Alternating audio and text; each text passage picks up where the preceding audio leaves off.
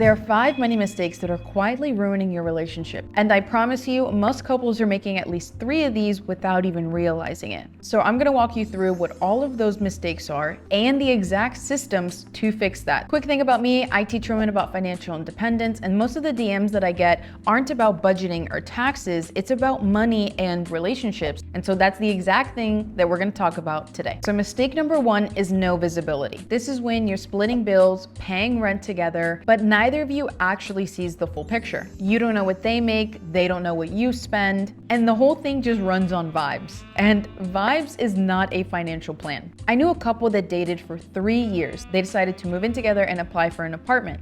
Well, their application got rejected because he was in $40,000 of debt and she had no idea.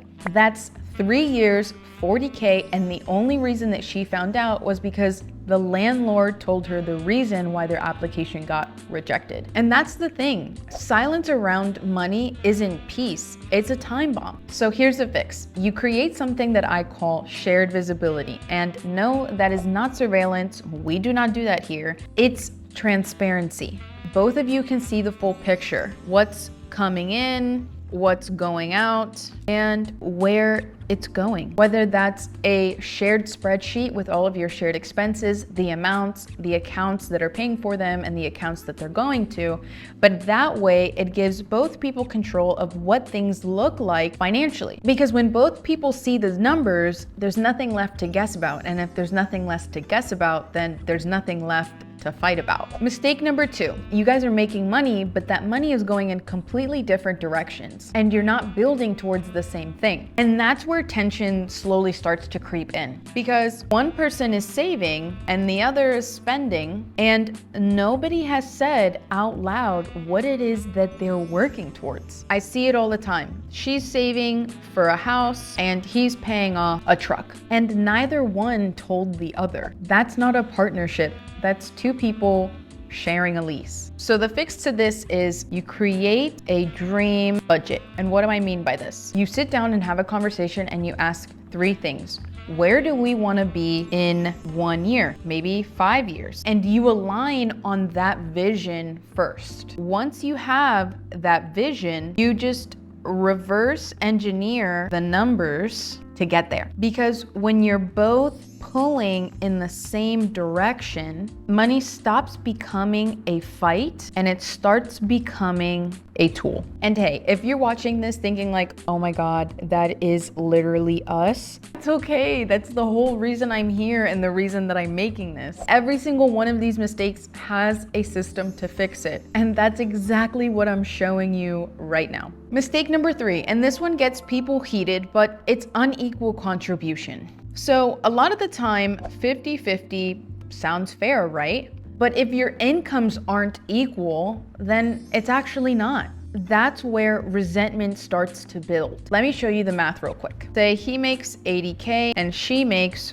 45K annually, and you're splitting rent for a $2,400 apartment right down the middle. That would sound equal, right? 2 people sharing a lease, 50-50. But in reality, she is spending 32% of her income just to this one bill, while he's spending 18% of his income to this same exact bill. This is the same apartment, same dollar amount, but completely different impact. That's quietly punishing the lower income earner, and that's not right. And you should always run the proportional math before you agree to do anything 50-50. And I'm gonna show you what that means. That means you take your income, you divide it by your total household income, and you multiply it by the shared expense.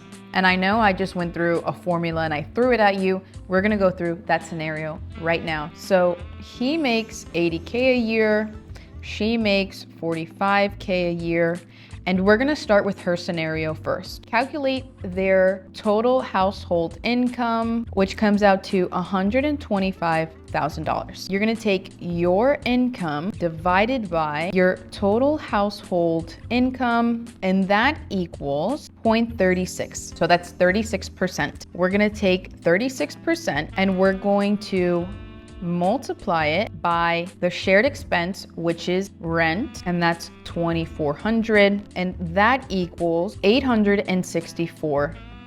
So that's her split of rent. Now I'm gonna speed run through and do his portion. For that same $2,400 apartment, she's paying $864, he's paying $1,536. It's the same roof, but the weight is distributed fairly now. Mistake number 4, and this one is personal to me. If you don't actually have money in your own name, you don't have options. And when you don't have options, it changes the way that you show up in a relationship, because you start making decisions out of fear and not love. And that's not a partnership, that is survival. And I hear from women every week telling me, I don't even know what I have in my own name. And every time I hear that, my heart breaks a little, because that's not partnership, that's disappearing. And a freedom fund isn't about leaving. It's about having independence and never feeling trapped. And so this is how we break that chain. For you to build your freedom fund, I need you to save 3 to 6 months of your own expenses into a different account that is solely in your name. I love recommending a high yield savings account because you can make 3 to 4% on top of the money that you put in there. So your money is making money while you're putting it in there. It's a no-brainer. But this is not a joint account. It's not his, it's yours. Because I'm a firm believer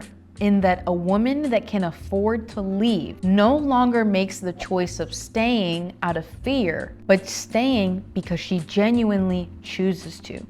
And if the day comes that she says this shit isn't for me anymore, she can happily leave. Mistake number 5. And honestly, out of the correlation of all of them, this is the one that ends up causing all of the other ones. You avoid talking about money. So the small stuff that could have been figured out in a 5-minute conversation turns into a full-blown fight 3 months later. Because every money argument that you've ever had started off as a conversation that you didn't want to have. This is tough love here. Because something that I've seen is the top reason couples fight isn't about cheating, although it's up there, it's about money. And here's the thing, it's not actually money, but it's the silence around money. And the fix isn't tracking every single dollar that they spend. No. We keep our independence here on both sides, but it's scheduled transparency. You host a weekly check-in. It's a 15-minute conversation, no phones. You ask 3 questions. What came in this week? What went out this week? And what's coming up? That is it. 15 minutes a week will replace 90% of your money arguments. Because when you talk about money on a schedule, it stops being a scary emergency conversation and just becomes a routine. Just like checking the weather or asking how their day was. And look, this really isn't about money. I know I just spent the whole video talking about money, but it's not about money. It's about clarity, alignment, and communication. And sitting down, looking at your partner and having those hard conversations that you don't want to have, but are so crucial to your relationship. And the couples that build these systems stop fighting about money. And it's not because they somehow became rich overnight, but it's because there's nothing left to fight about. So that proportional splitting calculator that I drew, that's lesson 32 in the Freedom Guide. And the money date checklist is lesson 33. Every system that I just showed you is pre-built and ready to use, and I linked it in the description below. And I genuinely wanna know, what's one of the biggest money mistakes that you've made in a relationship? Drop it in the comments. Stay pretty, stay prepared, and I'll see you in the next one.